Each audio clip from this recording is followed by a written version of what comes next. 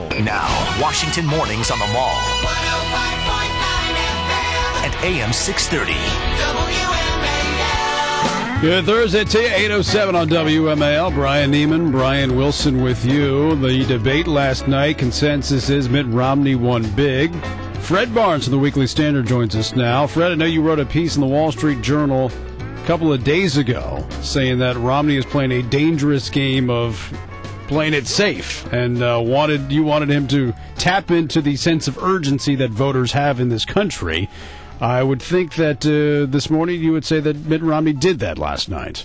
He did. Now, I had other advice that he didn't take, I'll have to admit, but he did create this sense of urgency about this election and how important it is, and that America's future is at stake here as a prosperous country, as a country that's respected around the world, and so on. And I've seen every debate, Brian, since, and including 1976 and since then, and this was the best I've seen. Now, there were no zingers, but Romney was a commanding presence on, he took apart almost everything that President Obama accused him of, and Obama didn't really have any response except to repeat charge.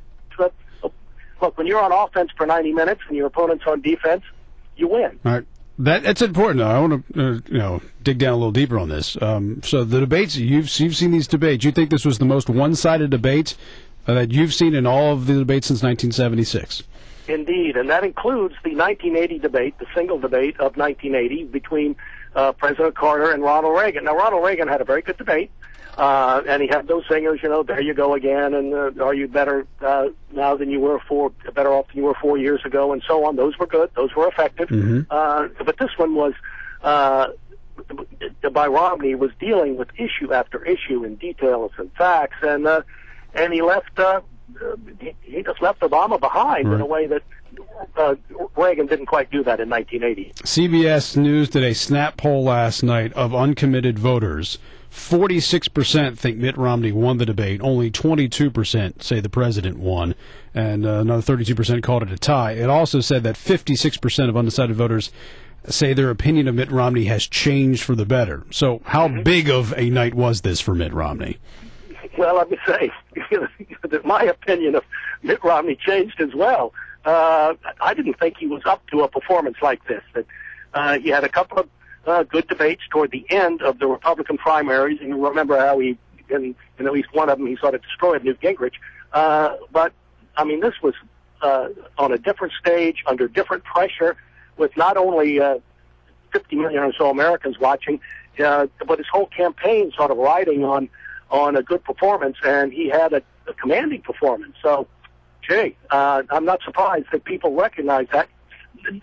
But those poll numbers are different, as were the CNN numbers that said that something like 67% thought he won and 5% that thought he lost. Normally in a debate, you'll get the folks for one candidate will say, well, he won, and the partisans of the other candidate will say, well, no, he won. Yeah. In this one, you had to have had a lot of Obama supporters and probably people who will still be Obama supporters, but they're saying Romney won. Romney was better. All right, so now you're a pretty smart guy when it comes to politics, Fred. So if you're the Obama people, you're going to lick your wounds for a day, and then you're going to start figuring how you get out of this jam that you've gotten yourself into.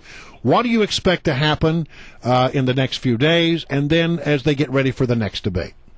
Well, I think obviously Obama is going to have a better counterattack strategy, and he just didn't do it. He doesn't want to be harsher, but he does want to be more pointed, and he's got a bone up on his facts. As a debater, it was Obama was stale. It's like a baseball player who retired for 4 years and now is trying to come back. He hasn't had many press conferences, and even those didn't press him. He hadn't had a debate, and since he debated Hillary Clinton in the late primaries in 2008, and he was just, he was not up to the event. He just couldn't match Romney. Romney, had 21 debates on television during the Republican primaries. He was that. I didn't know what Romney meant when he said, or somebody in his campaign said, well, he's in a good place right now. Well, now I know what that means. He's in a very good place. All right, so look, these polls, is it enough to actually change that sliver of people in the middle who say they're undecided? Do you think this is it significant in that? Because it doesn't matter if the people who liked Obama continue to like Obama and the people who liked Romney continue to like Romney. What you got to do is persuade those persuadables in the middle. Did that work? Yeah, well, that's a good question, and I don't know the answer yet. We'll see polls over the next week and how they come out. I think Romney will probably get a bump. Will it be significant enough? Well, that's a good question. I think some of them ought to have been undecided, persuaded to back Romney, but that doesn't mean they will. Voters have their own. This politics isn't science. It's very different from that, and so Obama has a whole month to recover, and he may say things that folks like, and you have to remember, there's one thing to remember: a debate is not an election. Mm-hmm. Remember Mondale back in 1984 in that first debate against President Reagan? He slaughtered Reagan. It was the worst night of Reagan's career, and how much did it affect the ultimate outcome? Nothing. Not at all. Yeah. All right, so but we still have this thing with Benghazi that's going on. Mitt Romney apparently is going to give his big speech on foreign policy, and we have job numbers coming out tomorrow as well. So those are two things that could work into Mitt Romney's favor, depending on where he goes. What would you like Mitt Romney to say about foreign policy, and especially what has happened and what we haven't heard from the administration on Benghazi? Well, I think what he's going to say is, and should say, well, particularly on Benghazi and the Middle East, he can say the president's policy of trying to be nice to everybody there has collapsed. It hasn't worked. They're more unpopular than ever. And look what happened in Benghazi, which was an avoidable incident with 4 Americans killed, including the ambassador. And more broadly, he'll want to say, look, America is declining in influence around the world. And I want to turn that around, not just by backing away from any military cuts, but just being a stronger force, protecting and arguing for American interests. But you know what this really is, Fred? This is all because Teddy won yesterday at the Nats game.